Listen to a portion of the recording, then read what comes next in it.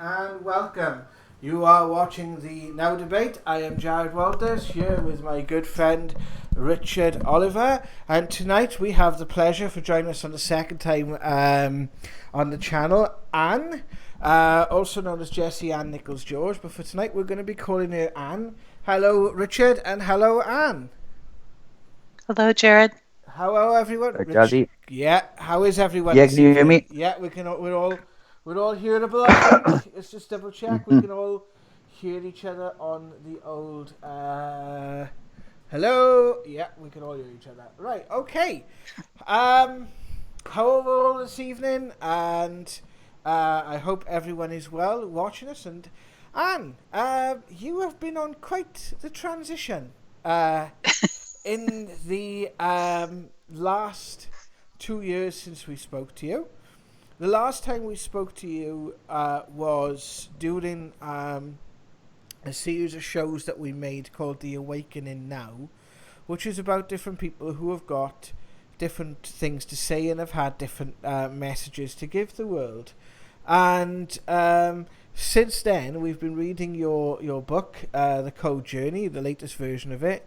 And since I've known you, basically, in the first chapter of that book, you detail what is a hell of a story of you meeting your soulmate, which was basically a cat. What was the name? Sorry, I can't pronounce the name. Could you give me the name?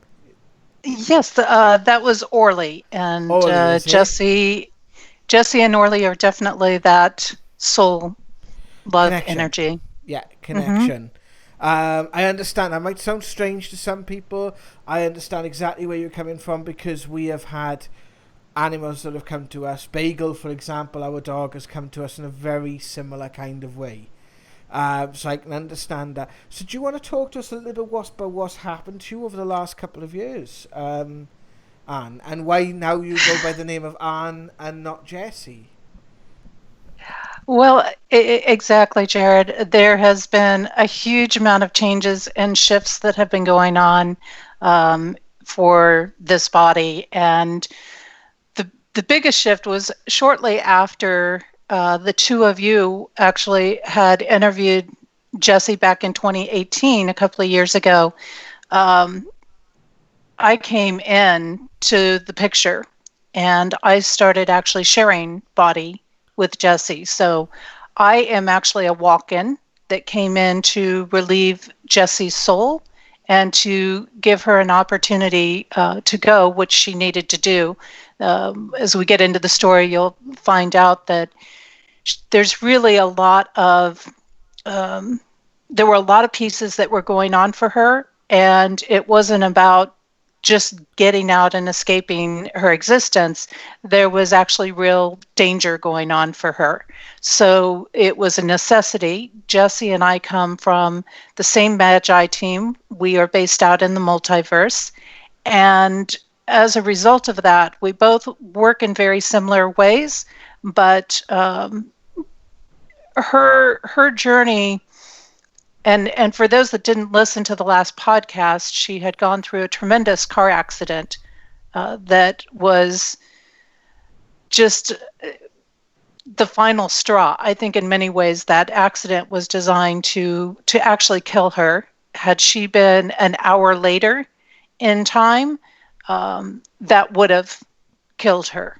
So because the human body sometimes needs to keep going in a world, and that's where I started to step in, because we knew we couldn't leave her in there. There were situations that were going on with her family, with her sister, that got really,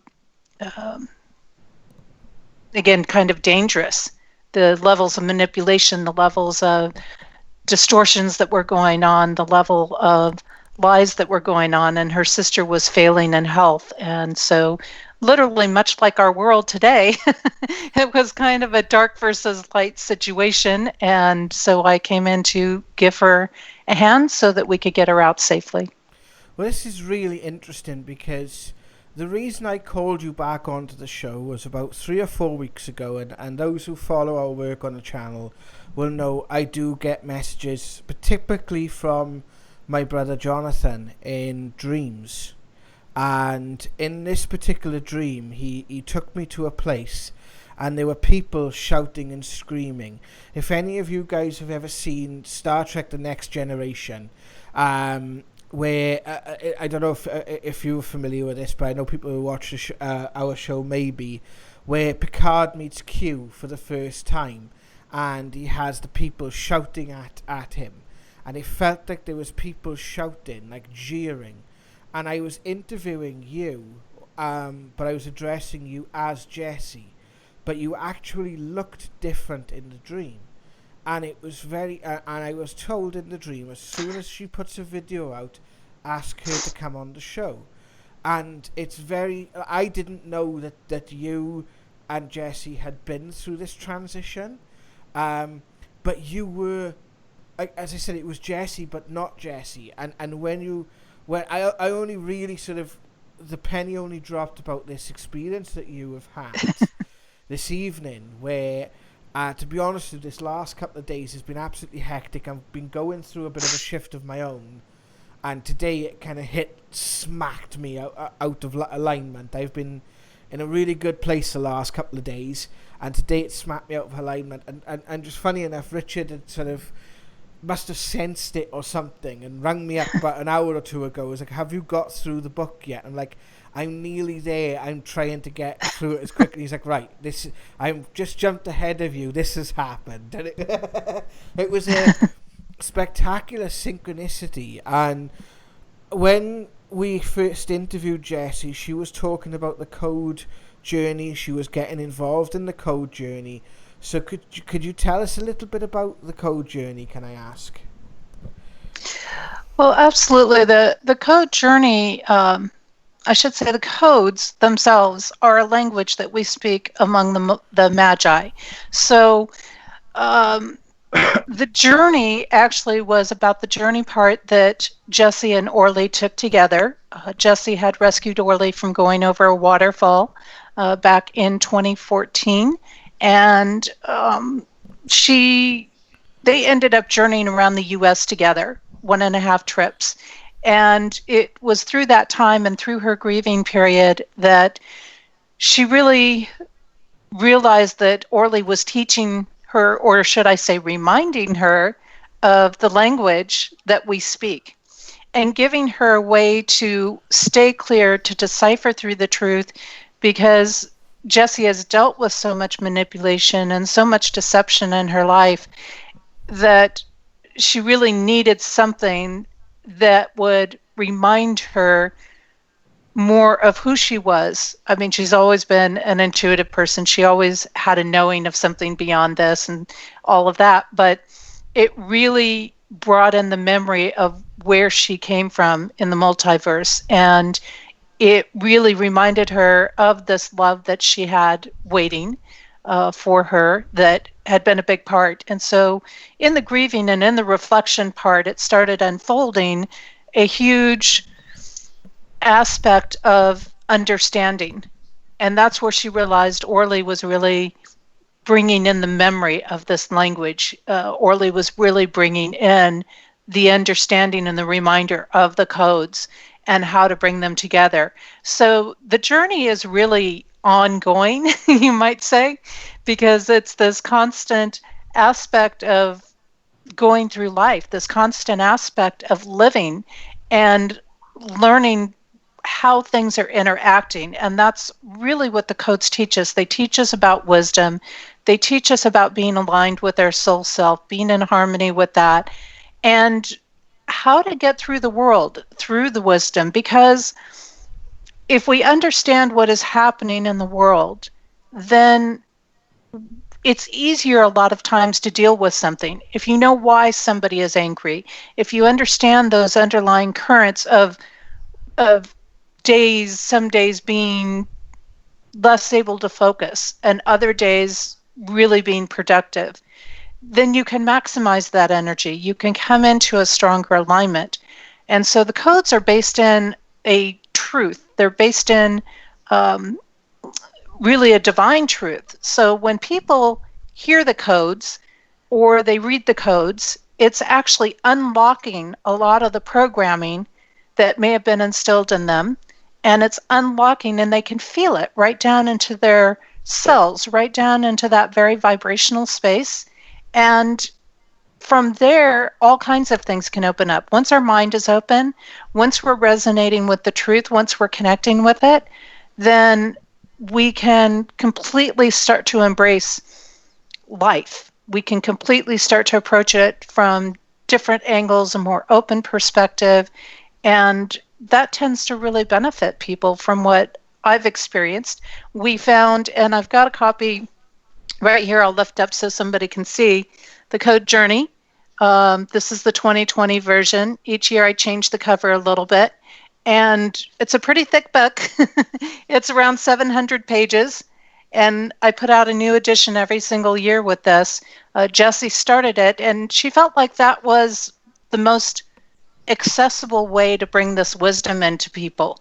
It was the most accessible way that we could do it ethically and safely into the world, where wherever somebody was at on their path, whatever their belief system was, they would be able to connect with the codes through their daily life. And sorry, the book on the video come out a bit blurry. If you can hold it just in the middle, because I really would like the people, because I've started reading this book. There it is, yeah. Right. If you just pull it back a bit, if for some reason it's not focusing on the book. We'll put a link to it in the description below. Okay. Yep. Yeah. Okay. Yeah, we'll put a link to it. I think there might already be one actually, but I'm really intrigued. There's two things I'm intrigued about, because what I was told was you would have your finger on the pulse of everything that's happening in the world at the moment, and I think, like you said about truth, we've got a lot of people being censored at the moment who are speaking their truth happening around the world. We have a lot of manipulation. We have a lot of misinformation. We are having, a sense personally that, me and Richard, even ourselves, are picking up different things, or at least which has always been the strength of our relationship, our friendship and relationship on this channel. But that's the first thing. It was one of the things I want to talk to you about. But since learning about this, the other thing I'd love to, if you don't mind sharing a little bit about what the transition, do you remember sort of coming in as Anne now then, or is it like a merging or a melding? How does that sort of, do you remember us or talking to us when we last spoke to you? What's the experience? I'm really curious. Well, and I think a lot of people are, and I do want to mention that souls don't just step in and take over a body. Usually the existing soul in the body is aware that there may be a transition. A lot of times there is some sort of trauma that is going on when a soul steps in. So, we might see that in a car accident or something like that. We might see that in if somebody falls ill and they go into a coma or something like that. Sometimes there can be an exchange. There's various ways that a soul might walk in. With Jesse and being part of her team, because we are so involved in what's happening in every existence as the Magi, and through this team and making decisions based on the choices that people as a collective are making, or whatever race is making as a collective in a world. And we try to come in and help keep people on that wisdom path. When Jesse chose to incarnate, there were definitely people on our team that said, this is not a good idea. We don't want you going. It's not a safe world you're going into. It's not safe situations you're going into, so on and so forth. There was a lot of risk involved in it. But we started out simply being more in the background most of her life, letting her make her own choices. We trust her, and kind of being there if something got too out of hand. Then, as time went on and we saw various challenges that were coming up and situations that were coming up, Orly decided to enter in through this cat and give her a chance to make that choice, which will completely change the course of her life in many ways, and remind her of that love. Because I think love being one of the most powerful forces in the universe, if you're going to listen to anything, you're going to listen to that true love. And so Orly entered in, and that's when we stepped to be a lot more attentive and on call, a lot more paying attention to where they were going, because now, of course, we had two souls that were down here on this planet at a very risky time under very risky circumstances. And so we watched very, very carefully, more from a distance. Jesse went through a variety of experiences, as both of you know, and I talk about in the book in much more detail along the way. And we actually started to groom her. We actually had an idea that a walk-in might be needed when she was living in South Dakota. And so we encouraged her to do a name change at that time, where we changed the middle name, and we encouraged her to change from Ann to On, dropping an N off in that middle name, in preparation for me to come in if need be. So we were kind of laying the groundwork, because we could kind of see things were rough, to say the least. They were very rough in the journey. And so again, we just kept getting a closer and closer watch over things along the way, as we saw various things that were happening in her family dynamics with her sister and things like that. We sensed even more dangerous situations coming up. Her sister had gotten involved in some very dark things, and so when it came time that her sister had taken a much more worse turn than what she had been in for health, we knew we were going to have to get Jesse out. So I actually stepped in. I had the opportunity to share body with her for about 2 months before being in the body on my own. So it was about 2 to 3 months. So I was kind of there. I got to learn from her. We had conversations together. She taught me about people in her life so that I would be aware of who would be who and who I needed to pay attention to and how things worked. Because obviously when you're not in a body, you have a different dimension, a different dynamic, different energy flows than what you've got in a third dimension world. So trying to take all of that in, trying to take in as much of her life as I could during that time, so that when the transition happened, it would be very seamless, very smooth, very transparent, to where most people would not even know. And as it turned out, we managed to get Jesse out of this body safely. Orly was there waiting to take her when the transition occurred. We had a friend that facilitated that transition for us, and less than 48 hours later, her sister died. So the reason for getting her out before her sister passed had to do with potential attacks that could happen on this body, potential attacks that could happen on Jesse. And then once her sister stepped out of the body, she would have far fewer restrictions in what she could do than being in the body. So is that attacks from people on other humans, or is that attacks from like outside sources? It can be a little bit of both, because souls that have already passed on or moved on, they and there were threats. There were threats of hauntings from her sister. There were threats of interferences in her life. They can also, just like any energy program, can influence thoughts in people, can influence actions to happen. So what seems like an accident may not be an accident. And so it was very important to allow her to get out, because with me coming in, then the sister, once she passed, would realize Jesse wasn't here, and she would not be able to make that attack on me. So, sorry, right, I got a question. would you sorry would you say that Jesse's life before she met the cat, would you say that her life was devoid of love up until that point? She was definitely in some extremely tough periods. Love was, you know, it was one of those touchy situations because, like, a love relationship had not really ever fully worked out for her.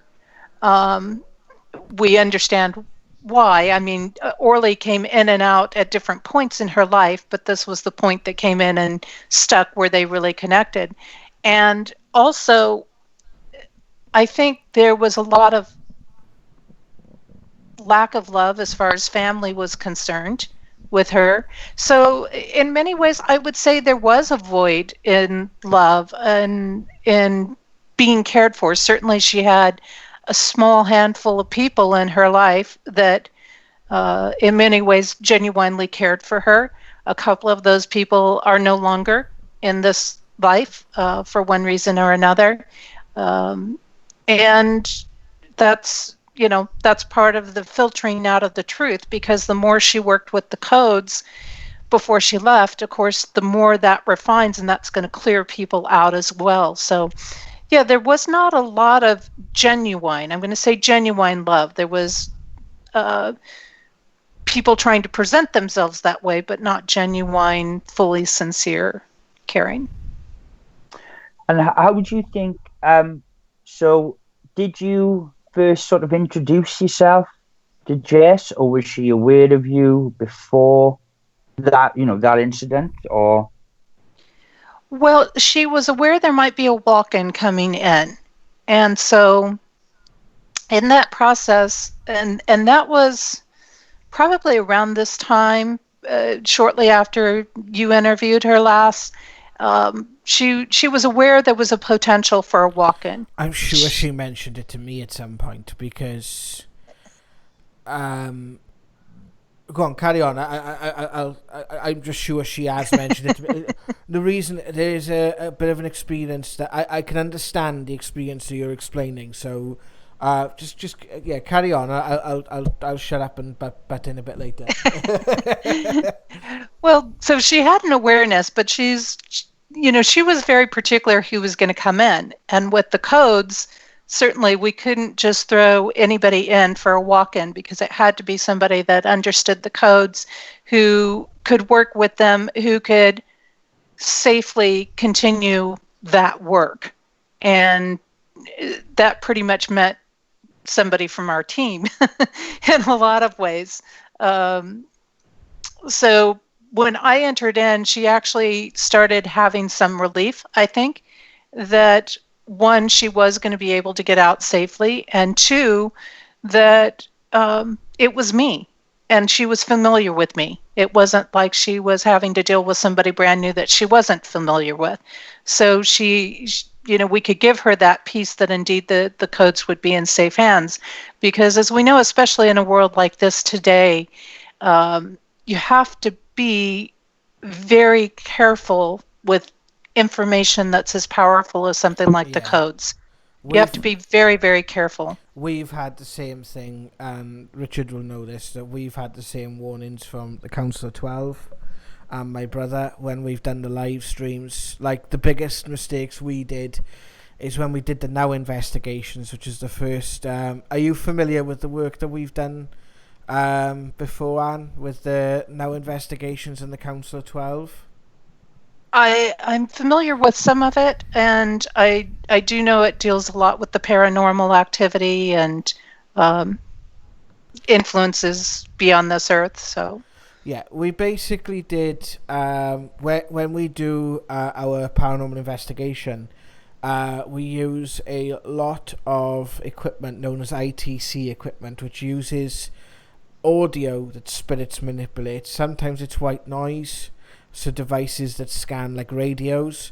Other ones use more like audio sources, like where spirit can influence. And we've had messages from spirit, and we've had messages from these beings known as the Council of 12.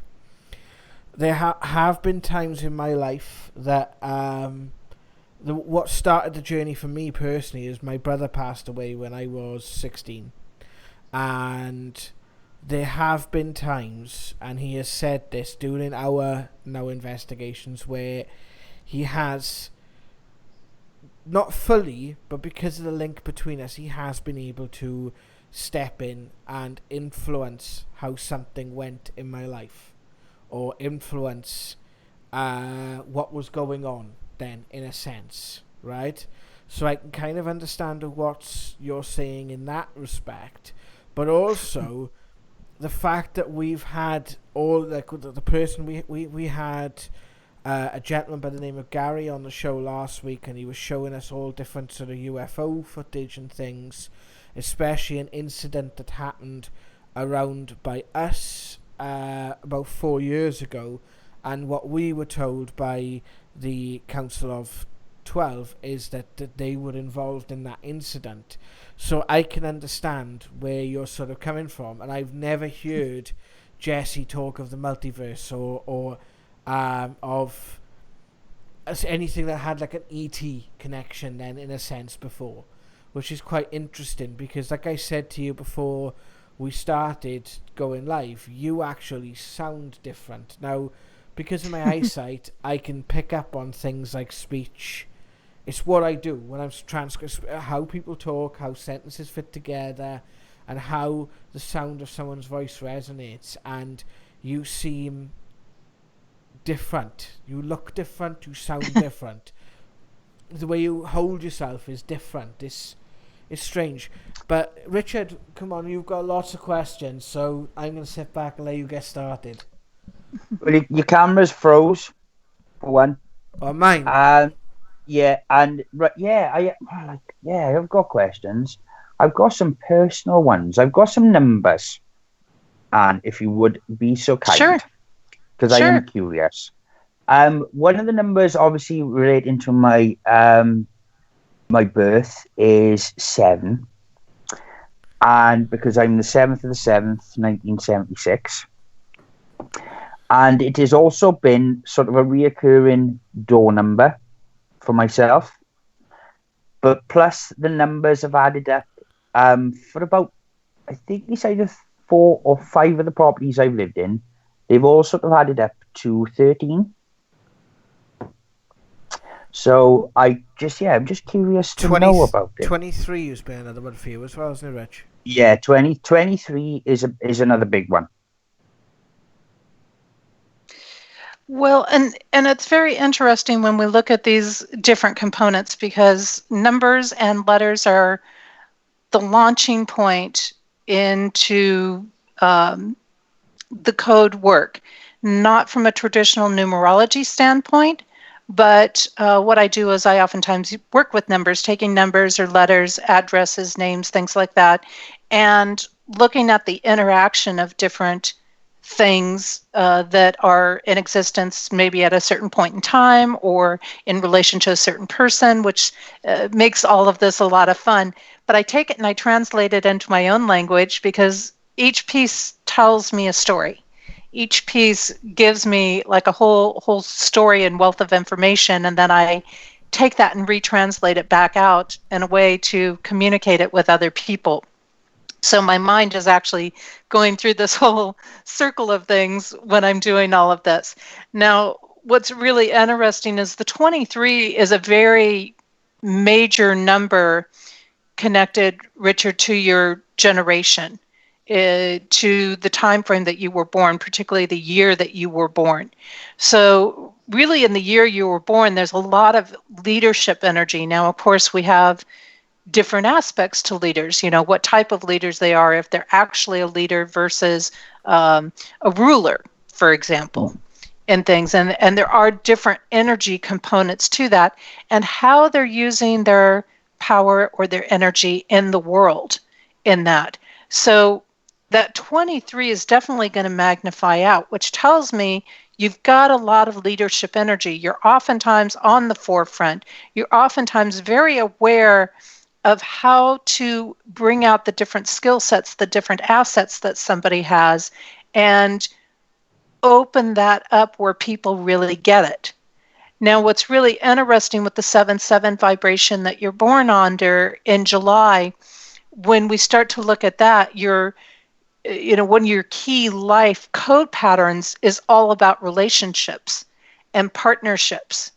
And, what that tells me is that you have a natural knack to connect with people. You have a natural ability to be in partnership with people. And most likely you're usually coming into that partnership with a lot of love and a lot of trust. And for you, that's the only way it's going to work. It's got to be prevalent. And if somebody isn't meeting you in that space, it's done. It's done. You're going to cut it out.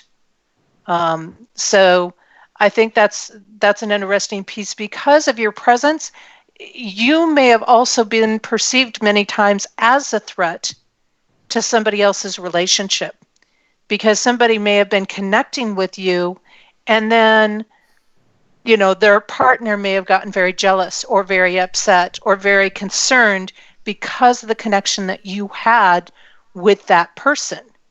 Now, when we combine that with your human name energy, your human name energy code patterns, you have a lot of memory. So memory not only of this existence, memory going back into other existences, you tend to recall history easily in many ways. And when this combines with this other birth code pattern that you have in your codes, you are naturally thrust into the command position. So in the command position, that means you're always on the lead. You're always in the forefront. And what you have to always be very careful with in regards to that is who you're surrounding yourself with, because people can easily throw you under the bus if you're putting too much trust in them, if you're giving them too much free rein, so to say, in life, if they're not checking in with you. So when you have that kind of command energy, and then you're connecting with people and they're in a relationship, it can just start to create all kinds of competition patterns. It can start to create all of these things to surface. And what's interesting is with the 13 energy, and of course I have some 13 energy in my human code patterns, is that there's two types of people that are going to come out of that. They're either going to be the type of people that create a lot of drama, a lot of turmoil, a lot of chaos, or they're going to be the person that is the eye of the storm that sits in the middle of that calm and getting everybody else through their drama and chaos. And that probably also, with your ability to connect with people naturally, your ability to form these partnerships easily, people might come to you and they might open up and they might look to you for that security, for that faith, for that hope that they're going to get through it. And so if you were to misuse your power of that position, you would have been totally devastated. If you use that power wisely, of course, again, you become a huge threat because you are able to operate independently, because you are able to hold that calm, because you are able to be that aspect of serenity and calm and peace. And as we know, anytime that type of relationship, whether there's anything else going on or not, it's a powerful relationship. So if that's not shared in the person's relationship that you're helping or being there for, if they don't have that with the other person as well, it's a threatening component. I think I'd call that stereo instructions, Rich. Yeah, that was kind of surprisingly accurate. I think you've blown him away there, Anne. I'll be honest. Yeah. Yeah. Basically, that was I was curious about them because it's like 12 as well. Seems to be, because that always seems to be a kind of number that sort of like resonated through my life. And I know, I know a little bit about the significance of 12. Apologise for this.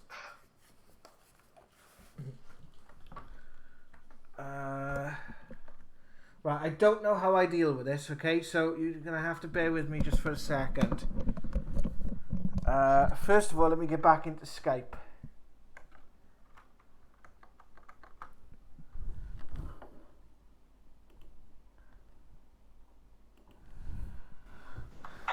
Right. Ooh, Christ. Right. Can you hear me? Yes. Yeah. Sorry about that, guys. Your we're back video's on, frozen. Jesse. I do believe we are back on.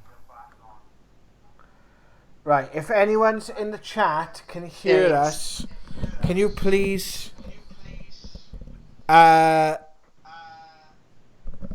let us know that you can hear us? Your mic's doing a bit of feedback as well, Jazzy. Yeah, I'm in the process of sorting it out now. If anyone's in the chat can hear us, if you can let us know, that would be brilliant. What about you, Rich? Can you check on your end, bud? It looks like we are on. Let me just listen. If anyone's in the chat can hear us, if you can let us know. It seems your voice is working now, but the screen is doing all sorts of weird stuff. But what's it doing? it's all black with all writing on it, and yeah, that's me. That's fine. Right, that's right. me. That was me. That's the chat. That is right. I think we're back. I'm sorry about that, and we had a little bit of an incident there. I don't know if it was my dog who came into the room, or if it was. I don't know. It was weird in what you were saying to Richard. Well, the last anybody heard was the 12. So I think maybe that wasn't meant to go out on air. Yeah. That's what we were saying was so interesting because the 12 has to do with blocking truth and and that aspect.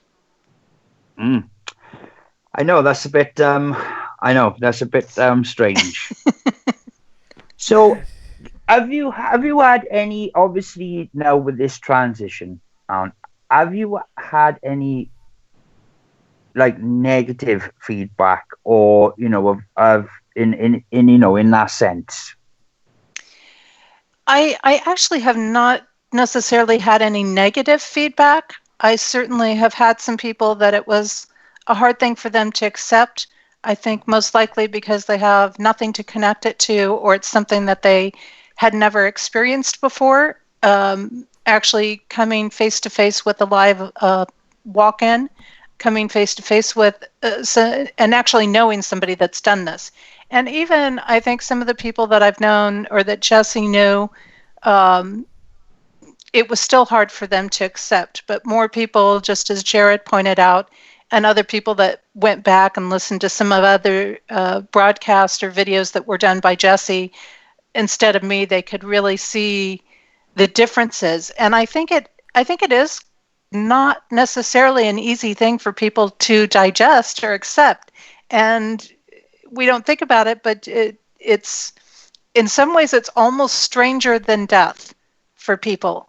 And I say that because when somebody dies, their body is gone. You're not looking at that body all the time. You're not seeing them all the time.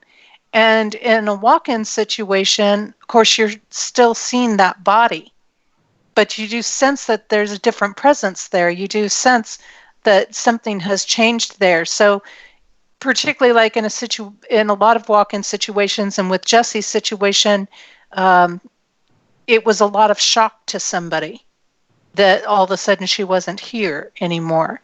And so fortunately, I've not had negative feedback. I've actually had some people step up and go, I'm a walk-in, or, they've shared their own experiences. People have been very curious about it, very interested in it. And, for me, I'm happy to be transparent. I'm happy to answer the questions that people have. I'm happy to share the wisdom that I have to share with people and to help bring them to that understanding any way that I can. Well, well, what you just did with the numbers, but there was quite astonishing. I mean, just off the top of your head. Um, That it was. is, yeah, it was kind of something. I had something very strange happen to me a couple of weeks, and I mentioned this before the show started. Is I had a dream a couple of nights back. I don't know if this is connected to something else, but I don't know. I'm going to ask you, Anne, and see if this resonates with you at all.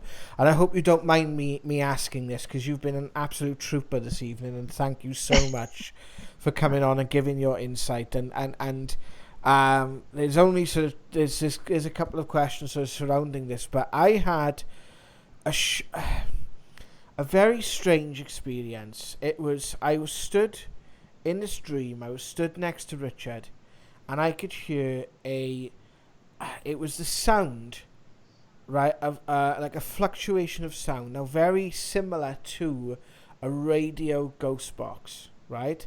But it wasn't so much static. It was almost like music. It was like the closest I could get to was if anyone's ever heard the SB11 Spirit Box, where it doesn't actually make a it's more like bells and like ringing. And I had a man and a woman's voice, and the woman and the man spoke together, and then they spoke as one, and they spoke separately, and they said, "Follow the numbers, we are coming." And I've not been able to make sense of that. And I don't know whether there was no other frame of reference for it, except for last night. Now, over the last couple of days, the gratitude I have been feeling for everything in life has been on a scale I have never experienced before. The things that have come in and influenced and changed my life, my outlook on life over the last couple of days, and it's all been about stepping in and confronting fear. It's almost like that has become part of my life's mission. Is I want to help people understand that death is not something to be fearful of. And I think that's why I've been given the stuff I have. But last night, all I remember is I was in a place and I was with other people, and it was a place of love. And it was quite something, because I woke up this morning and I was in a foul mood, because I woke up and I was like back in this dimension, then this body, and it was so dense, and it was so horrible. My partner came down and she said, you okay, and good morning, all the rest. And I said, did you sleep? And she was like, no, the energy was like really high last night. And I'm like, oh. I said, I was in this place. I said, I've never felt love like that. And I was washing the dishes and I just burst into tears.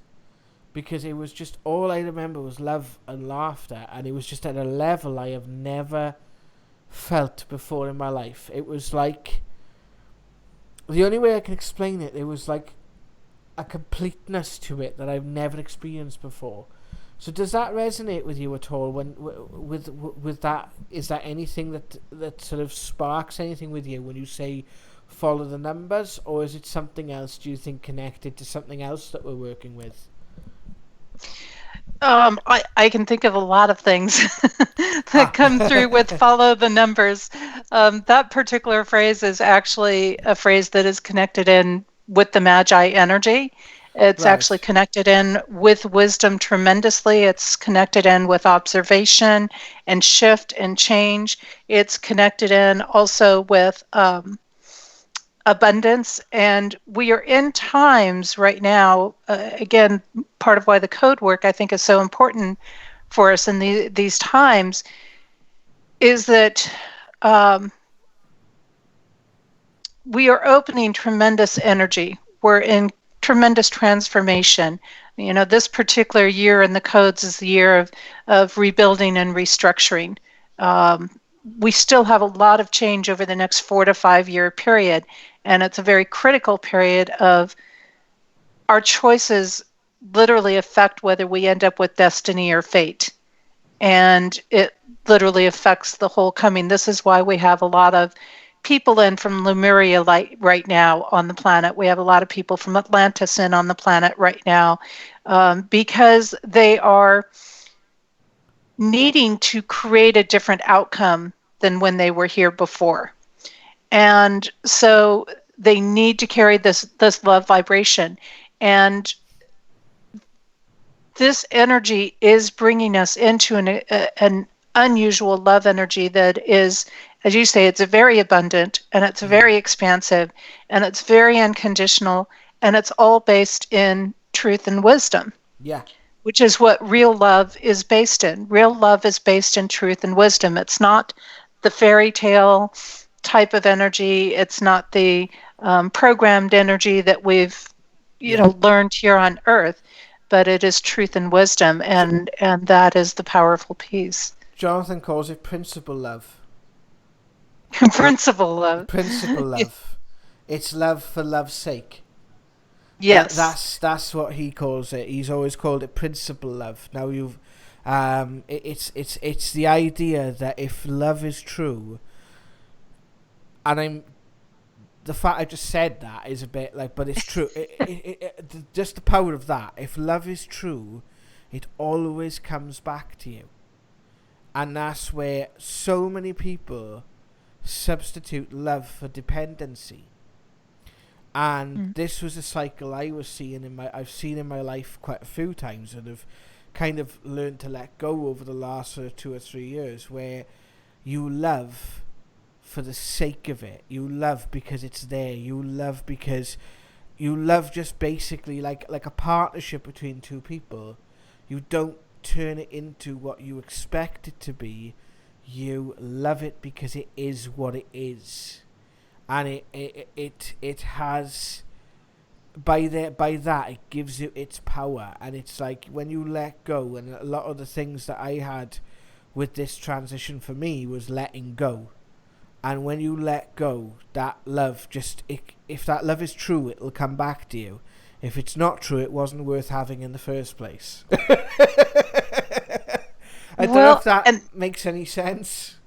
It does, and I think some of these, because I've heard other people express, even amid the shutdowns and things, feeling this expansiveness of love coming through.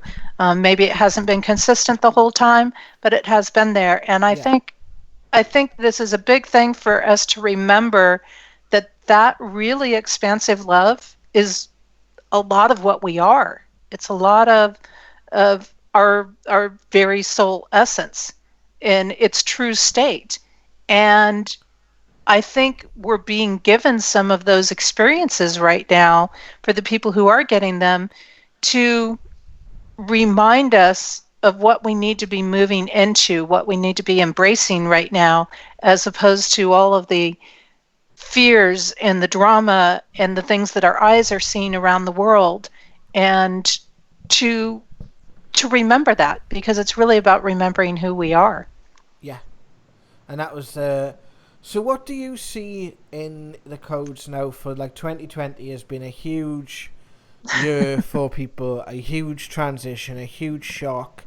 It's summed up by a session that an EVP session that Huff Paranormal did. Steve Huff from Huff Paranormal, I'm not sure if you're familiar with him, but he used an EVP device. We've done something similar each year in January. We ask what's happening the year ahead. He had 3 words, and it was the world ends, which in a sense, the world as we know it has ended. It will no longer go back to where it was. That's my take on it. But what do you see with regards to the year, what we're going through now, and what do you see happening in the coming year, maybe couple of years, because you mentioned the next 5 years? Well, and here again, a lot of it is going to depend on what we choose as a collective, what we're willing to put up with, what we're not willing to put up with. There definitely is a lot of ending energy that is going on. But fortunately, amidst this ending energy, we have some really great code patterns that interact with Earth that is heralding in all this wisdom. So a lot of the ending and a lot of the collapsing of structures that we're seeing at this time is collapsing of the greed, collapsing of the energy that has been in control for quite some time. Yeah. And is now, that's all crumbling. All of their foundations are crumbling. Everything that the lies have built on is crumbling right now. So fortunately, we kind of enter into this end period with all of this wisdom. And it is hard, I think, for people to digest. In some ways, they've gotten such a small piece filtered through the media of what is happening versus what is actually going on. Yeah. And there is so much lie and deception energy that it's actually waking people up. Instead of continuing to succumb to that energy, they're waking up and they're going, I am fed up with this. Not just fed up with being locked in, but I'm fed up with the lies. I'm fed up with the people bickering. And so we have a lot of different pieces that are at play throughout 2020. And one way or another, people are going to learn. One way or another, the power is shifting in a way that those who are not operating ethically are going to be exposed. They're going to come to the surface. They're going to be seen, and they're going to crumble. And I'm hoping that even maybe gives people a little bit of hope with all of the the fear stuff that's been put out there and all of the things that circulates around. And I think that people sometimes wonder, they think they're just going to wake up into this miraculous new world aspect. And, we literally are playing between different timelines. There's literally a war and a battle that is going on for the direction that we end up going, for which one we end up being on. And so the more we wake up and the more we come into truth, on one hand, that's a great thing. On another hand, we see more and more attacks. So because of the nature of the energy that is trying to be controlling instead of allowing people to live in their soul self, it's going to keep trying to get that control. It's going to keep trying to see more dramatic things, whether that is through a pandemic or whether that is through releasing hornets or whether that is through natural disasters, whatever means it's going to do, it's going to keep doing these things. Censorship is another thing that's coming up right now. Yeah. Well, why? Because the truth is coming out. And so the only way to control people getting to the truth would be to censor it. If you can't stop them from waking up, the only thing you can do is keep trying to create that disconnect. And we have so many different influences in the codes that show this whole play out. When people go in and they read what the year is all about and the different layers, the generation we're in and the starseed influences that we're in right now and the era that we're in, these things are all talked about in the book, and they're all opened up. So really, when I look around and what are we seeing? We're seeing the collapses of big enterprise happening. We're seeing big corporation. We are in a time between this year and the next few years, I would say within 4 or 5 years from now, we're going to see a total turnaround in leadership and who's ruling things, who's in governmental positions with things. And this isn't a prediction. It's the way I see the codes are, the information that it shares with me in this is we are going to see a lot of turnover in power. And we're already seeing a lot of that turnover in power. We're already seeing the shift away from some of the communist style run countries. And I think they still have a concept that they can maintain control or have control by creating these turbulences and these revolutions and these different challenges. But what we know throughout time, whether you look in history or through anything, is that the truth is going to prevail. We know that proverbial God is going to win in the end aspect. So they can keep coming at us, but they're creating their own demise. It's like mainstream media. They can keep making the attacks, but they're exposing themselves so much that nobody wants to listen to them anymore. Nobody wants to hear what they have to say, because it's just like, well, you're having to retract your statements and you're having to make, your story be changed because you're not telling the truth and nobody's buying it anymore.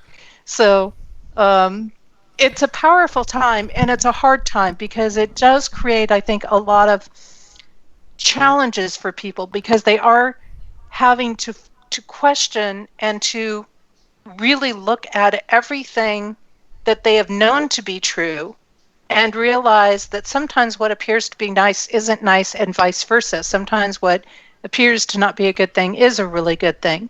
And people can't escape the truth anymore. And I think that's really a key piece in our current now. Because that's what I'm seeing is a stark contrast now between those who are waking up and asking questions and those who are becoming almost apologetic for what's being imposed upon the world at the moment, or being seen in the world at the moment. And I think, do you find that more and more people, even those who are, because I am seeing some people waking up that I would never ever thought would ever, literally be, I'm having conversations with some people that I thought, would never ever, I would never have them. And I'm seeing other people who I thought would question things, coming out with the most ridiculous things, just to sort of because they just, it's almost like it's like children, I suppose. And it's very interesting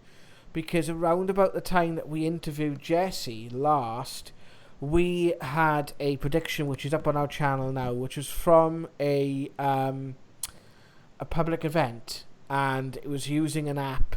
I wasn't present, Richard was, and it was the first one. It mentioned COVID-19. It mentioned the fact that we're going to see institutions collapse, especially in the USA. It was saying something about the USA will try and take a lot of control, but it's going to find there's going to be problems in the US, which I hope that you guys over there are going to be safe, because I've made some good friends over there in the last few years, and you guys, honestly, it feels like it to me. It feels like it's something that is going to happen. It's just a question of when, and how hard are we going to make it for ourselves, and not if it's going to happen. Is that right? Would you say?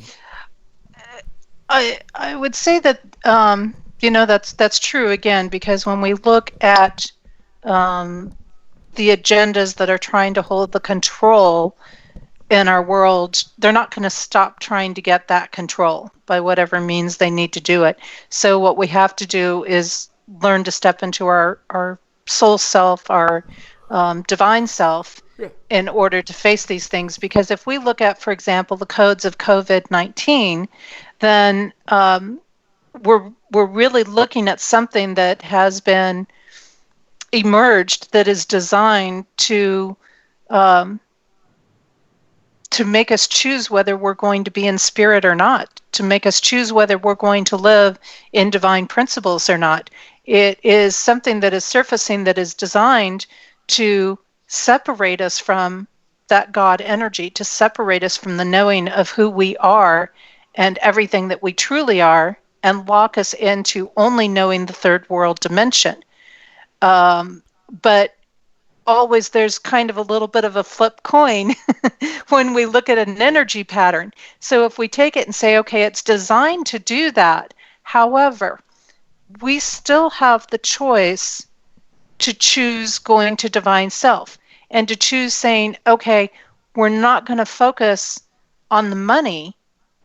We're going to focus on that soul self. We're going to focus on God. We're going to focus on coming together in compassion, and we're not going to worry about whether we're being paid to help somebody or not.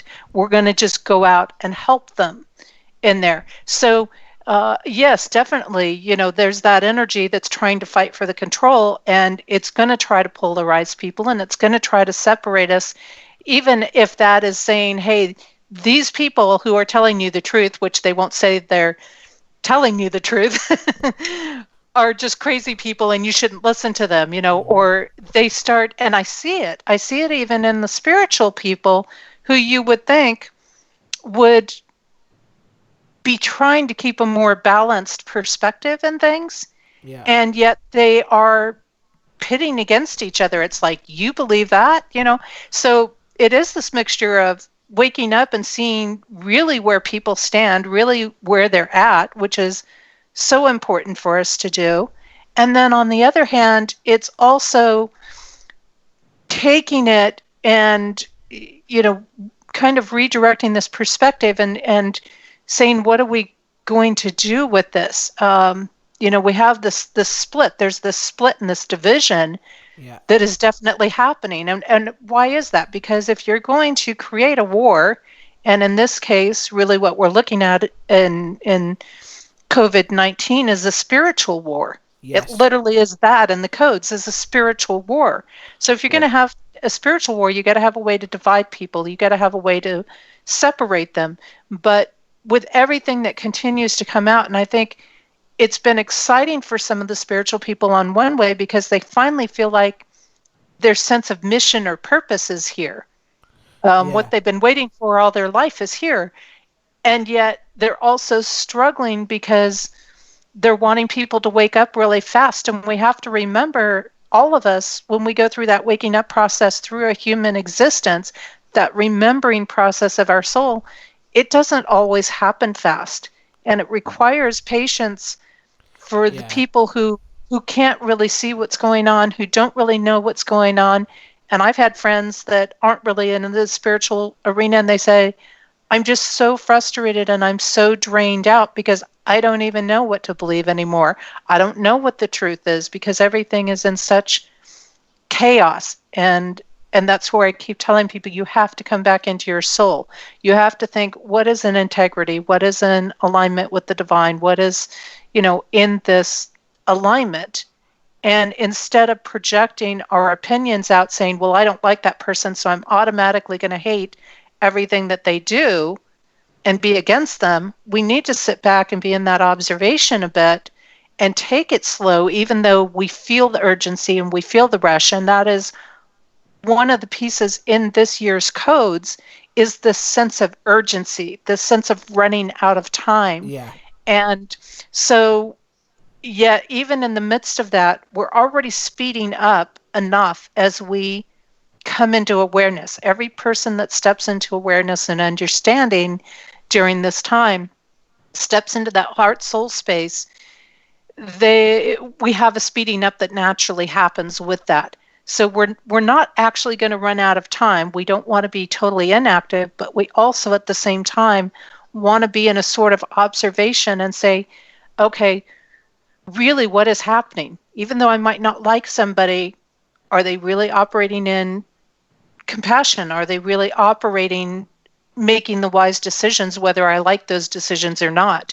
Are we rejecting the truth of what's going on, saying that these agendas don't exist because we don't like the person running the show right now? Or, but that's we have interesting. to. That's interesting because even the ones who are, sorry to cut you off, but you've just twigged something there, because I've noticed that even with some of the people who are saying things that, and I might be like, well, at least they might be saying things I don't agree with, or like, really, are you really believing that? At least they're saying something, whereas before they wouldn't say anything. And I think that is quite interesting, because at least then you have the opportunity to enter into a dialogue with them. And it shows that the fact that they're even kind of getting a strong opinion can tell me whether I agree with it or not is irrelevant in some ways. The fact that they even have an opinion tells me that they're starting to research, they're starting to learn, they're starting to look for the truth. They're trying to figure things out. And the fact that they're doing that makes a powerful shift across our planet, our universe, because people then are no longer just accepting what they're being fed. And that's huge. That means they're starting to think for themselves again. That means that they're starting to take some sort of independence or freedom back into their life, and not just accept that program, not just accept what is being put into them. So I agree, Jared, even if somebody is in opposition, we need to at least take the time to recognize and acknowledge, okay, at least they're starting to think for themselves again. Well, I think from what I'm perceiving is one of the problems is people don't like to think they're being fooled, especially by the reality of like the TV, right? And you have especially like politicians, the media, the news, and they just feel like what we are saying is making them look foolish, if that's true. And I think that's obviously part of the ego as well. But yeah, there is at the moment, as I'm looking at it, I'm actually getting fed up of putting things on Facebook saying, well, this is a lie. This is lying.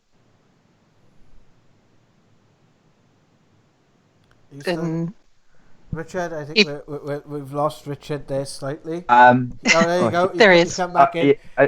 Last thing we heard of saying this is a lie. Yeah, I'm fed up of writing this is a lie, and I'm fed up. I picked a particular curse word, and I'm keep sort of typing that because they basically it's like they want to vaccinate us, and I keep putting a certain curse word. And then they want to put apps on our phone to track us or another, and it's just I know it's a slow burn. I've been doing this for a long time, and I know how long it takes people to come round. Yeah. And I know how long it takes people to see the potential and this spirituality that's in the world.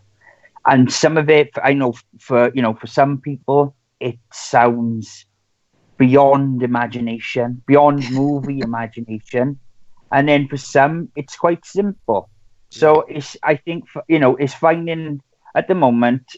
I think it's finding our balance, and it's finding it does seem scary. I know people close to me who are frightened of the fact that if they are lying, and if there is a manipulation, that's quite a terrifying thought.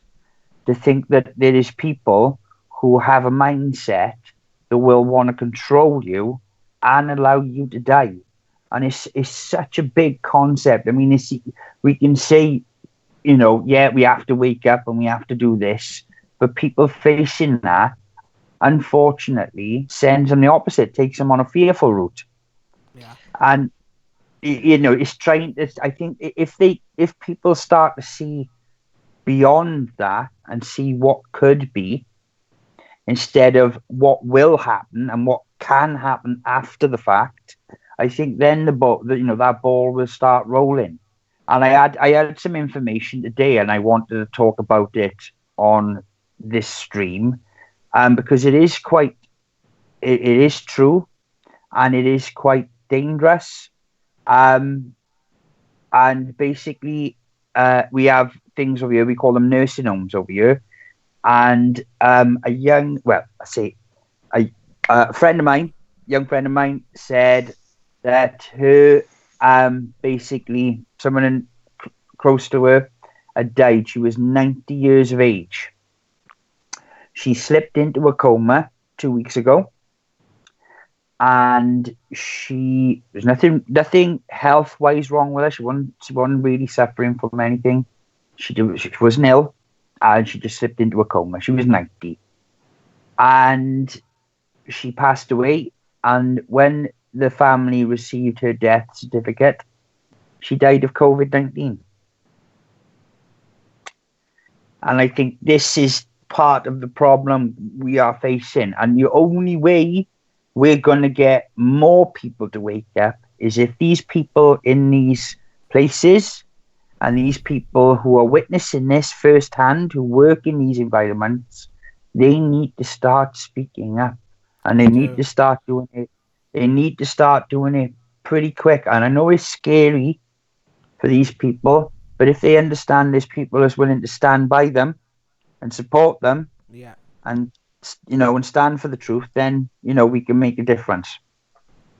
Well, and Richard, this is really why I opened up my second YouTube channel of Connecting Codes, because my human self has seen what these kind of people do firsthand and has a lot of experiences. And the first video that I cut for that channel really gives some background and some history of my experiences to know the truth behind these things. And I think the challenges in many ways for people is this finding the balance is one of the biggest challenges, because it's a very fine line between standing up, saying I don't agree with something, or this is a lie, and here's the truth, and getting wrapped up in all the drama and feeding and nurturing this negative energy that they're standing up against. It's a fine line between going out and being a part of a protest where people are respecting each other and it's peaceful and they're expressing their opinion and they're standing up for themselves, and going to other extremists of showing up and turning into violence in those protests. There are fine lines in there, because when we cross those lines, we then are feeding the very thing that we're trying to clear out. Yeah. And unfortunately, there have been a lot of situations of how the deaths are being registered, and they're not actually COVID-19 deaths. In some countries they are, in some countries they aren't. And this is the interesting things with the codes, because we can look at the codes for COVID-19, for example, as I mentioned, and if we look at it in relation to Earth, it shows us one set of information, that really COVID-19 on Earth is an opportunity for us to reclaim our freedom, the freedom that we didn't even know we lost. And you've got these people that are trying to, whether it's speak up or figure things out or whatever it is, they're doing it under this huge state of shock and trauma, because the people that they should be able to trust, like a World Health Organization, for example, or these political figures or things, the people they should be able to trust, they're not able to trust. And that's that's one of the biggest traumas the human can go through. Also connected in with this year and the COVID codes has to do with the damaging of the pineal gland, which fits right in with COVID, because we know that when the pineal gland gets too calcified and damaged, that it separates that soul energy. It really blocks us from being able to access it easily. Let's say it's not that you can't break through it or reverse that, because it can be done, but we have to really do it. And again, these energy patterns, how COVID is going to play out in the United States versus how it's going to play out in China or England or any place else. Each country has its own code pattern that is going to surface in regards to the COVID-19 energy that shows up there, which is part of probably why they're registering it actually as 7 or 8 different viruses coming through, or different strains of this thing. So there are all of these different pieces, because when it hits a country, it's going to have different energy patterns that are going to surface. So whether, how devastating it might be could change based on those interactions of energies that show up. So when we look at this, again, it comes back to, we need to really seriously look at, how are we living our lives? Are we having value? Are we doing things just for money, just to earn an income? Where's our quality of life in things? Are we really living as free, or how much? This has shown us tremendously how much we've turned our power over as a collective human race to certain individuals. And now we're starting to learn, no, we got to be at a point that we're not dependent on this country or that country. We need to be able to take care of ourselves. Viruses are always going to come and go. And whether you have a vaccine or not available to people, that's not going to make it go away, right? I mean, let's look at it. The flu has not gone away just because it has a vaccine for it. No, it comes up every single year. Every single year, it's got fatalities, and every single year, it hits people and the population. So the point is not whether we've got the vaccine or not in there, but what the point is how are we changing our lives on an individual level? How are we holding our connection? How are we going to make those shifts and changes to realize we need to keep things cleaner? We need to have better hygiene aspects. We need to take better care of our diet, because like one of the things I shared today had to do with vitamin D, for example. And I'm not saying this is the remedy or any of that, but it was a study that showed that those that had strong vitamin D in their system did not contract COVID, whereas those that were really deficient of it, which a lot of the population is, did contract COVID. So here's a more objective study, in my opinion, to show, okay, here's some linking connections, and it comes back to, what are we doing for our health? How are we eating in our world? How are we taking care of ourselves? Are we taking the time to focus on love and let people know that we love them if we do? And so these are the bigger components that I think these challenges, these world events, really start to wake us up to. And these are the bigger pieces for us to work, because if our body is kept really healthy, if we have a strong pH level in the body, if we're taking good care of ourselves through nutrition and mindset and being focused on positive things without ignoring the less positive things in the world, and we're facing our stuff and we're facing our issues and we're communicating in these sorts of things, we're not going to get sick, because we're not going to be living in that fear. We're not going to be creating an environment in our body that is going to be susceptible to disease, because diseases are going to roll out. They always have through history. They're always going to come and go. But the question is how are we taking care of ourselves in a more preventative way to make our own selves stronger, to be able to handle whatever comes our way? Well, it's like it's kind of showing. People have talked about how the planet is changing over the last 6-7 weeks, and obviously it's going to make a difference prospectively. For obviously, there's not so much traffic, so the air is going to appear cleaner. Water has had a chance to sort of settle, like it did in Venice, because they didn't have all the gondolas and everything else. And I've seen people talking about it, and it does kind of show the impact. It has brought home the impact we are having on the same rock we live on. And, the only thing that sort of divides us is water, which is the life giver of this planet.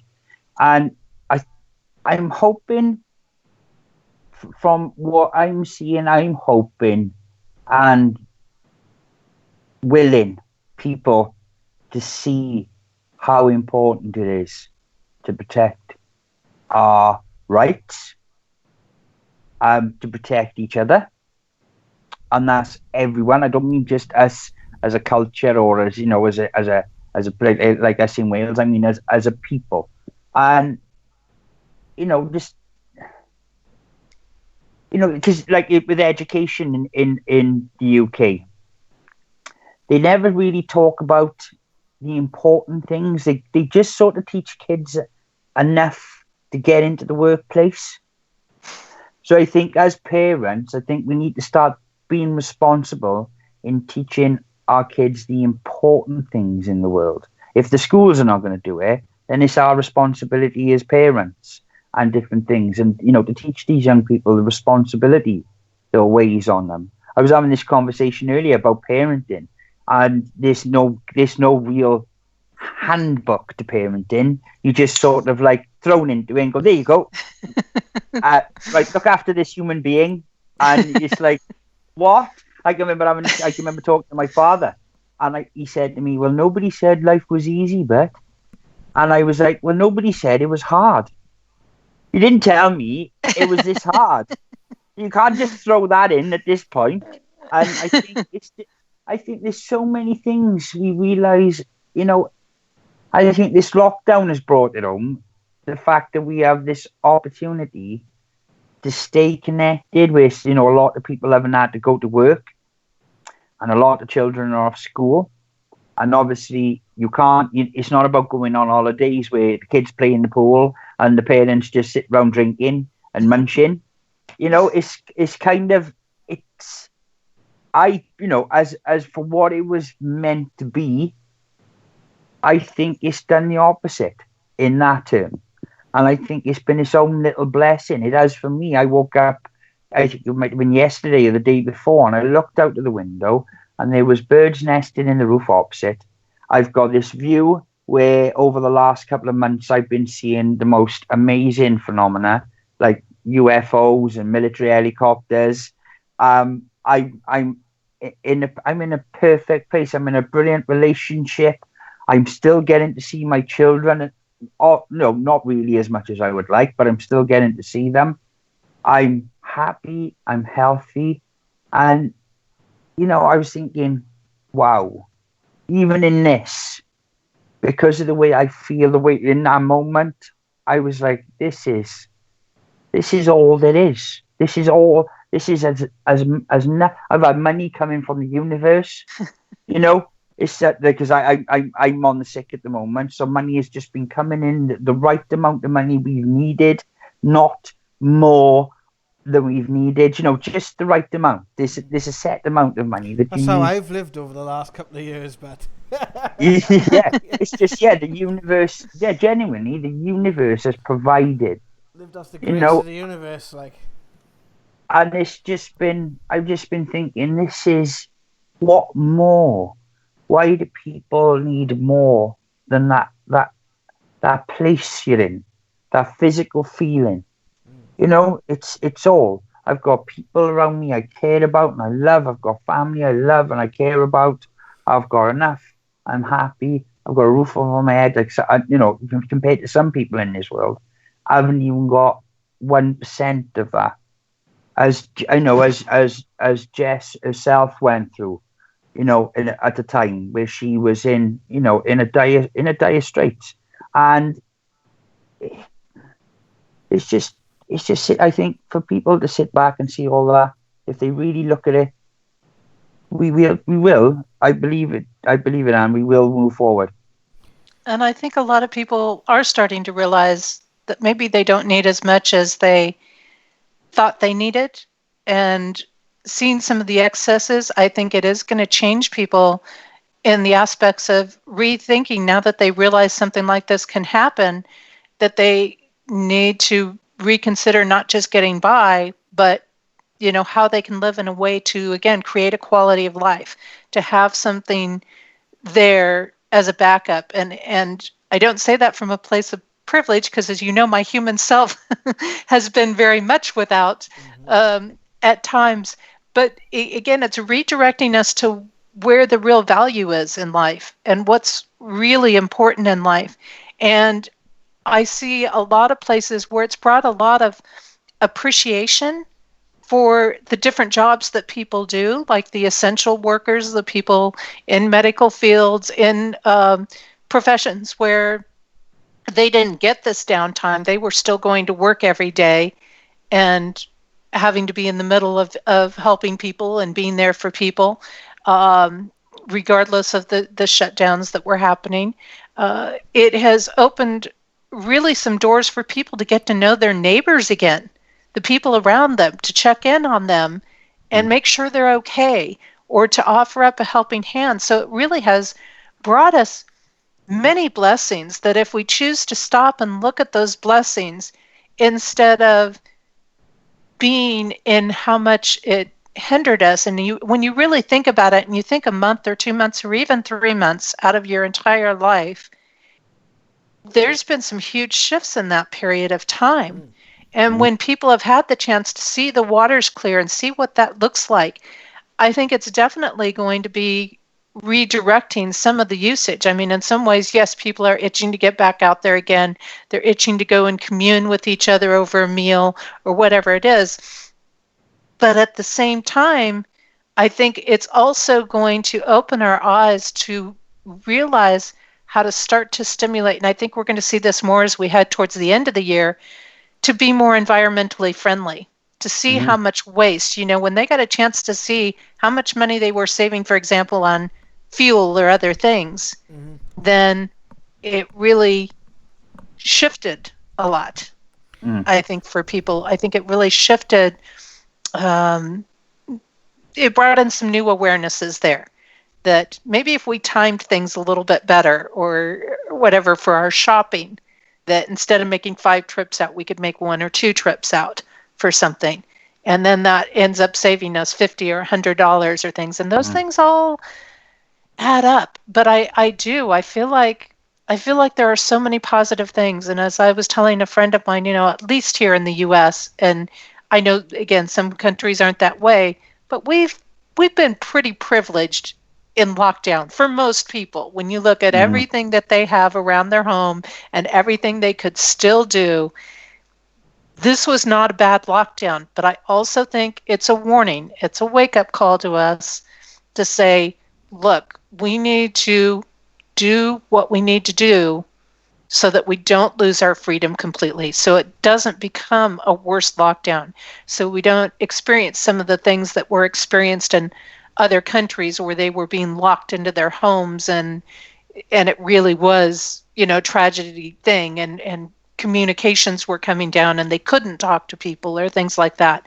So stop narcissists playing with chemical weapons. That'd be another one. And biological weapons. That might be a good start. Stop silly big boys with their silly war toys doing naughty things. That one might be just the start. Why do we need these things in a world, people? Just that. If I knew nothing else about this situation, the fact that they got biological things and diseases and weapons, and they manipulate them and do things to them so they can't use them, but we have them, so you can't use them. Stop that. Just, I think, regardless of whether the outcome of the truth of how this came about, I think that as a people is one of the first steps we take, is to say, destroy this stuff, take it out of existence, eradicate it, burn it with fire, whatever it takes, so that we nobody can mess around with these things, and then we can start again. I think that's probably one of the first things that goes along with all these stupid weapons and everything else. I think we need to start. Do you honestly think they would do that, though? They would if we made them. They'd have no choice.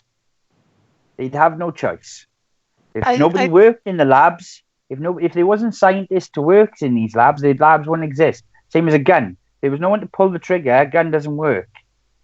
Gun only works if somebody presses a button for it or builds it. It's only made by man. This comes into one of the big code pieces for this year, which is really looking at what we're supporting. Sure, it's great to have scientists researching things and doing things and learning about things. But on the other hand, we got to look at what types of research are we funding and who's really benefiting from those researches, and where is that money trail? How much are we supporting those people that are creating all of these issues and challenges that really have no invested interest in us, don't care about us? And so when we bring these pieces around, we really need to look at some of those bigger scopes in there. We really need to look at some of the bigger aspects of what are we supporting with our dollar. So if you take your dollar and you put it in that local mom and pop shop, you know exactly where it's going. You know what you're supporting. Whereas when you take it and put it in the big corporations, a lot of times people don't know what they're supporting. And the big corporations have their place and everything. But again, it comes back to, are we going to teach people to start thinking for themselves? And let's say for an argument's sake, we can't alleviate all of these things. We can't maybe do some of those things. We can pull back the funding that they have to work with. We can make those choices. And each one of us on an individual level, if we are taking care of ourselves and we're staying healthy and we're living under compassionate principles, then we will affect a lot of other people. And more people will get on board simply by taking care of our own self in our own space, paying attention to our own life. And so even if some of these things go forward, I think part of this phase, which it is helping us to open up and realize, is we don't have to have a drug for everything. We have these amazing therapies and these amazing technologies. And I think it's going to open the door for a lot of energy workers, a lot of people in natural healing industries. It's going to open more opportunities for entrepreneurship that we haven't had before. I also think that, now I know Trump has talked about it a lot. He emphasizes therapies a lot. And why is that? Well, one of the big things also, again, that connects in with the codes and what's going to be happening over the next 4 to 5 years is opening up to different technologies. And we know one of the technologies comes through 5G. And I know a lot of people don't like 5G, but there are ways to implement it there are safe options to it. There are safe frequencies within it. There are aspects of what can be added to the poles and the equipment that doesn't damage people. And so I think some of these alternatives are really the things that have to come up, and we have to say, if we are going to be able to bring some of these technologies in that could be of real value to us in many ways that are options to drugs and other things, then, and they require the 5G to work, just like the remote surgeries and things like that they started doing over the last couple of months in some of the places that did have 5G. I won't get into how much I agree with all of that, but if this technology is inevitable, and when you have communist-focused groups that are going to push it through in certain areas, irregardless, then we need to offer up the safe alternative. And when we offer that up, and what that is going to open up to us is actually, it will open up a lot of Tesla's technology and a lot of Tesla's work. And that's the work that's going to be really valuable. So that's where we have to turn it around a little bit and say, okay, if this was to be inevitable, how can we do it in a safe way? How can we bring in the benefits of it in there? And I think that is sincerely, from what I have seen, there are things in the works for that. And I think it is something that we can sincerely see over the next 4 to 5 years. Some of that will come out more this year, I think, even.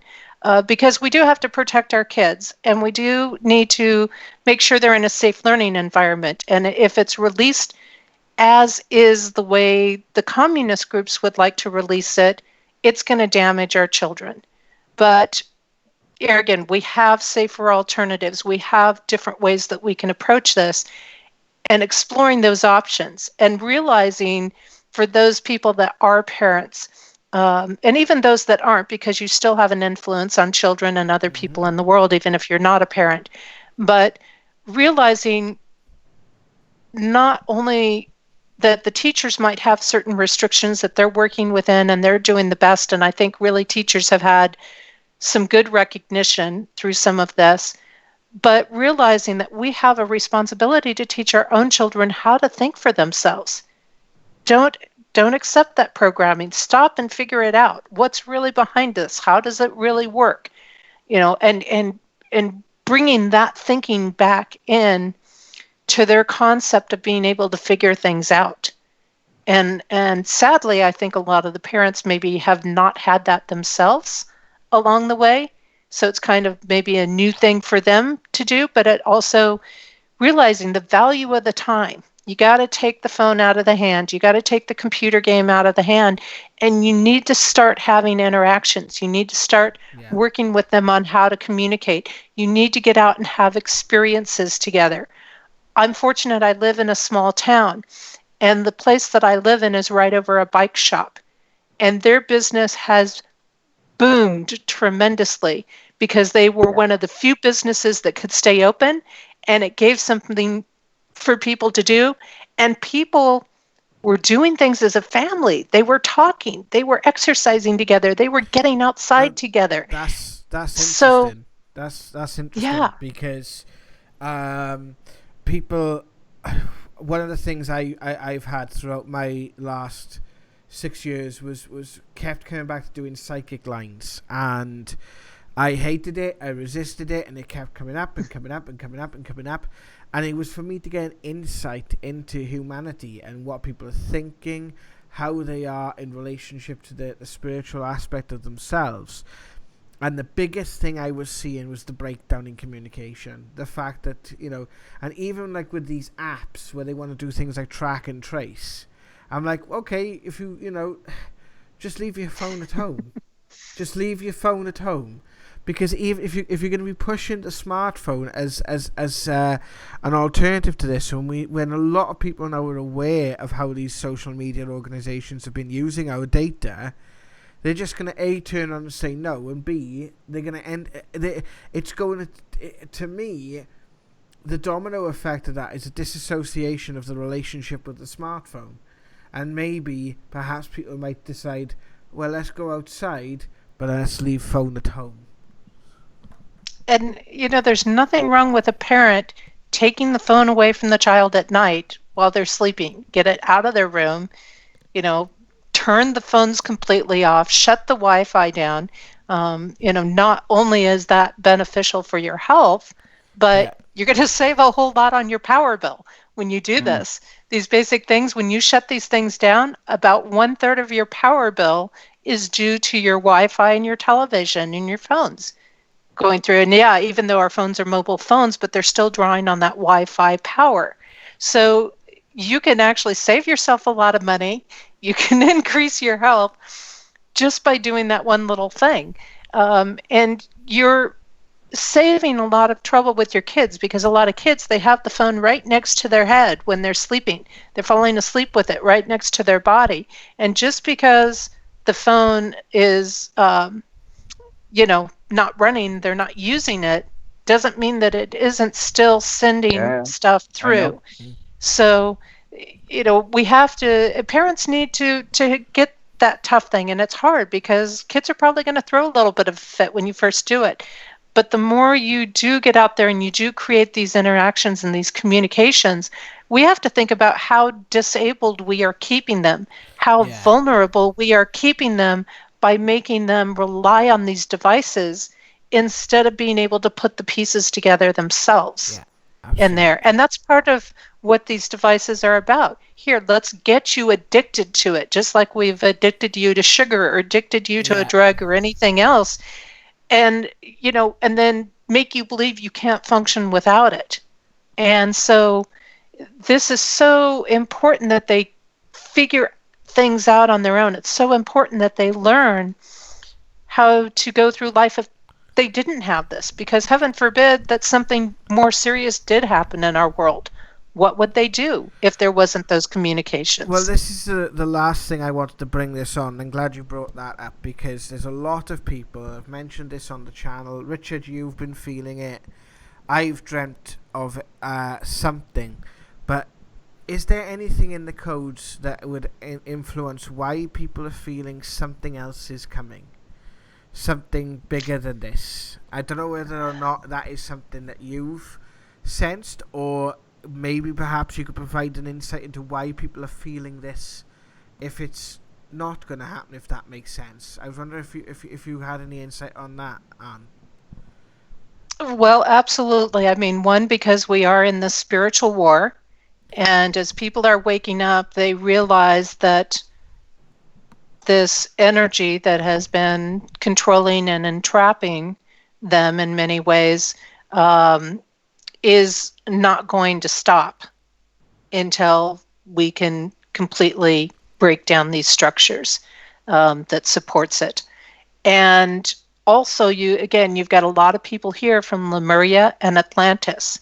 and they remember what it was like to be taken to that deepest extreme of planets exploding. They have firsthand experiences of how bad it can get, and that it means every life lost. And these are the people that are here trying to redirect things in another direction. They're trying to get people to stay heart-centered. They're trying to keep the shift and the focus so that we don't reach that point. So I think you have this combination of where people, you have a lot of souls that do have the experience of how far it can go. And then we have, of course, the urgency energy that's at play in the codes right now. And so that makes people always a little more nervous. And, I think that a lot of people are realizing, again, this pandemic was not as bad as it could be. They're realizing how much was media hype. So you've kind of got that mixture of things.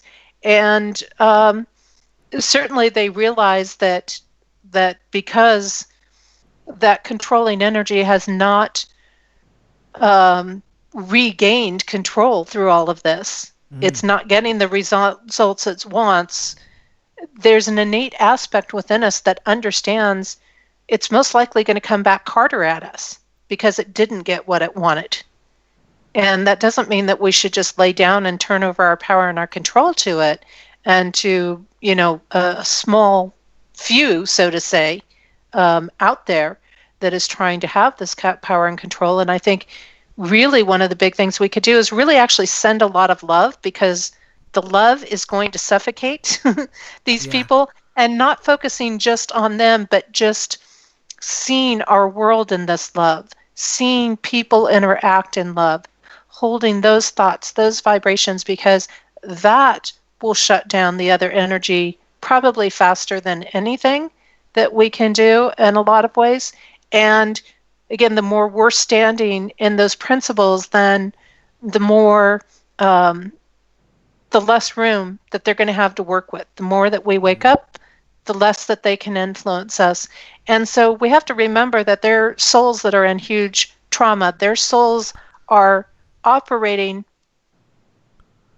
on a way that their soul is meant to operate, but because it's in a third dimensional world, it's operating on a distortion. It's operating in its distorted form, which is dangerous and harmful as opposed to being beneficial. And so it's this cross, because we so much want to hate these people. We so much want to despise them and make them suffer and all of these things. And to realize that we can be in war because somebody else has engaged war with us without being in a fight and without being in conflict. And we can hold the clarity and, again, come back to taking care of ourselves. So I think these are some big pieces, and this is why people are sensing that something bigger probably is going to come in, because every one of these things, in some ways, it's like, this is our time to choose. Are you going to be with or without God? And I can tell you, if you're without the God energy or the divine presence or the compassion, life is going to suck. It's going to be not a fun life to be in. And you're going to be going to a timeline that is going to just be way worse than anything that this pandemic has offered us. And you're going to have to choose which you're going to be on. And then those that do go forward, of course, that's the shift. And so I think that there's way more people who want a loving world, that want nature they can go out and enjoy, that want a safe place for their kids to play, that want a world that we don't have to live in this constant fear, or don't have this constant fear being imposed upon us. And, all we have to do is say yes to the things that take us out of that fear, and no to the things that lead us there, to get there. So I think that's where we're naturally intuitive, realizing what we're dealing with. So here again, even if people don't totally understand it, that waking up is happening. They're realizing what we're dealing with. I gotta say, Anne, well, the dream, after talking to you, and it feels really comfortable actually calling you by that name. I've got to. When you first mentioned it and I first seen it on the video, I was like, wow, this is weird. Please don't take that in the wrong way. It was more like, what's happened to Jesse? kind of thing.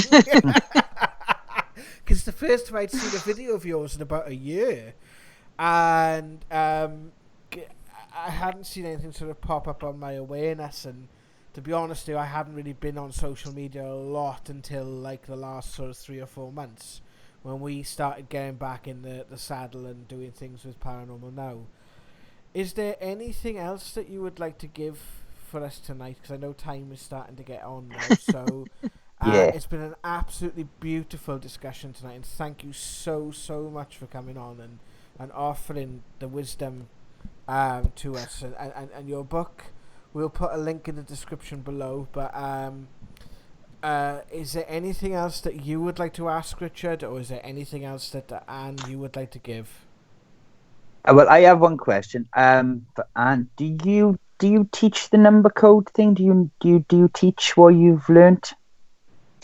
I don't, and one is because there's so many subtle layers to it to put it into the teaching form.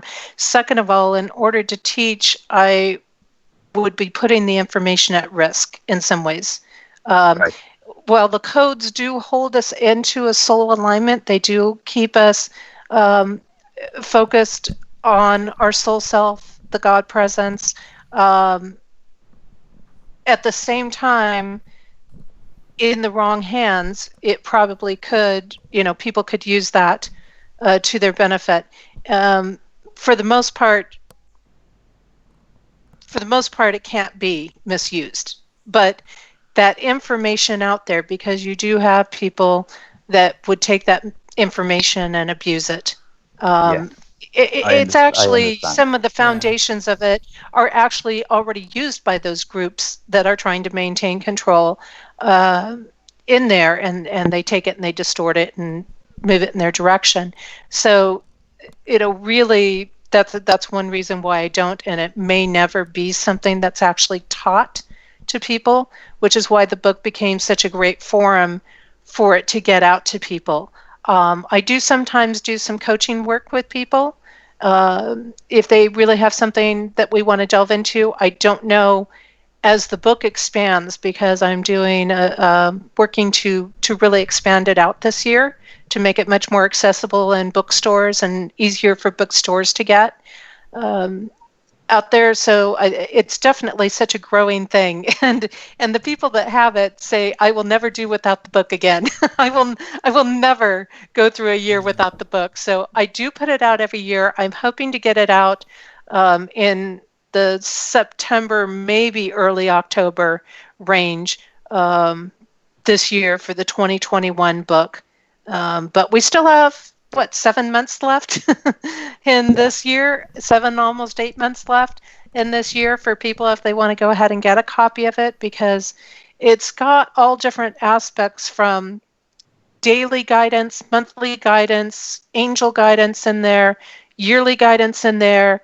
I do run free study sessions for people, usually around the full and the new moon timeframes, and they can come in. That's absolutely free. I run it through Learn It Live, and I usually post about that through my social media for people to join in. My next one is coming up this Saturday, and it's a great time for people to ask me questions, to get clarity on something maybe they've read in the book that they're not getting. And even if somebody doesn't have the book, they can jump in if they've been following my posts through social media with it, and they can come in and say, hey, I've been having this happen in my life. Where is that connecting in the codes, or what's happening? So it's a great opportunity where I open up a 2-hour time frame for people to just come in and share. And I believe that usually if somebody has something going on in their life, it also will apply to what other people have going on, or it will trigger something that opens something up for somebody. So we've had a great group of people doing that. And so I feel like these are the venues. I feel like these are the openings right now. And again, this makes it accessible regardless of what somebody's belief system is. It has points to work with in there. an invitation to be more active with them through taking certain steps. And people then can flow with it, how they're working with. There's not even a specific guideline, because sometimes somebody will resonate with the month or the portal that's open or the moon that's present right then, or they might be resonating with the day. Or so it's just a very interesting flow, and I start my day with it every day. I know of other people that will read it before they go to bed, so it absorbs into their mind a certain way.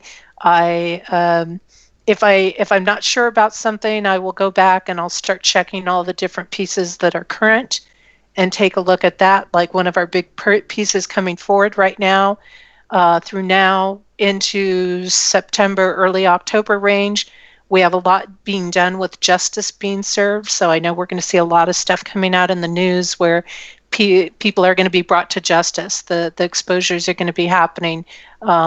We're going to see people being held accountable for things.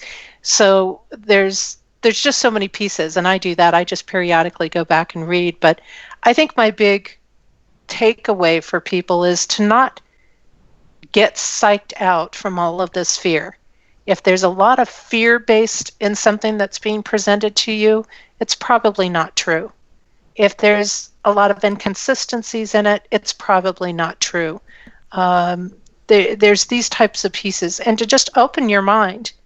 And if you're not sure about something and you don't know about something, take the time to just sit and be in observation of it and really pay attention to what's going on, and to get out and do your own research so that you do know what you're supporting, so that you do know what you're putting your money into, and what that is feeding and nourishing in our world. And don't let your mind just be shut down, whether it's something I say or the media says or whoever says it. Don't accept it for fact. Get out and get your own experiences. That is absolutely brilliant. If you have any links or anything you'd like to share with us, just drop me as a PM, and I'll put them in the description below the video. And okay. Obviously, any sort of sessions or anything like that, if anyone does want to take part, and wants me to put them in touch with Jesse, with Anne, in person, if you don't mind, Anne, people can email us at paranormalnow@outlook.com, and I can forward you on to Anne and put you in touch, if that's okay, for them to be in touch with yourself. And absolutely. Do you still run any groups on Facebook? I have a group called Spiritual Nourishment Network that is on Facebook, and it gives people, if they're in an industry, a chance to promote themselves, their work, their books, their workshops, all of those sorts of things. And also, if somebody just wants to join in, even if they're not doing those things for work, but they're interested in seeing what might be happening in different places, it's a great group to belong to. I have 3 pages of my own. There's Jesse An Nicoles George, Jesse An Nichols George, Coding Interpreter, and Activating Compassion on Facebook. And then my website is compassioncodes.com. People are welcome to message me. I tend to do a lot of posting on my personal page. So if you just want the coding stuff and you don't want anything else, go to Jesse An Nichols George, Coding Interpreter. But I'm very open, and the links for the book are on my website. That's the best place to click through to them. Yeah. And I've got some videos on the website, and then the 2 web pages. One is under Jesse An Nichols George, and the other one is under Connecting Codes. So the Connecting Codes is going to address more of the world issues, more of the political factors, and world events that are going on and what's behind them. And then the other one has a lot of the more self-help, where I work with the codes, and I'll bring a topic in every month, and it will be in alignment with the codes, where people can take a look at that. So lots of options there. Well, if any of you guys are interested, have a look for Jesse An Nichols George on YouTube and Facebook, and go and show her some love. It's been absolutely brilliant having you on the show, and thank you for coming on, Anne. Richard, is there anything further you want to ask? No, just the same. Thank you so much. Send our love to Jess as well. And just thank you so much for coming on and sharing your story. And yeah, guys, check out the book. It's an amazing journey through life, and it's wondrous. So yeah, check it out. And thank you both so much for having me on. And I'm certainly open. I'm, as you can see, a very transparent, open person who's willing to share. And so even if people have some events or things going on and they want me to pop in remotely through video or something, I'm happy to work that out with people and happy to share this work. Brilliant. And it would be lovely to have you back on at some point, maybe towards the end of the, in a few months' time or something, is when everything starts moving. I would love that. I'd love to come in and show what might be happening for 2021 and what that's going to be about. And that would be fantastic. Yes, I'm up for that. That would be amazing. Well, we'll book that in for December then. Sounds perfect. It's a perfect time for me to do interviews. But if you just stay on the line after the show's ended, because I would like to have just a quick word with you, if that's okay, Anne. Thank you. Yeah, absolutely. Right, guys. Well, thank you very much for everyone who has commented and on the chat. I'm sorry we couldn't get much chat things in today because the information was so intense, and I wanted Anne to be able to get her message out there because Spirit was saying how important it was. Thank you very much again. We'll see you soon next week for the next Now Debate. Take care, everyone. Bye for now. Love and light, guys. Love and light.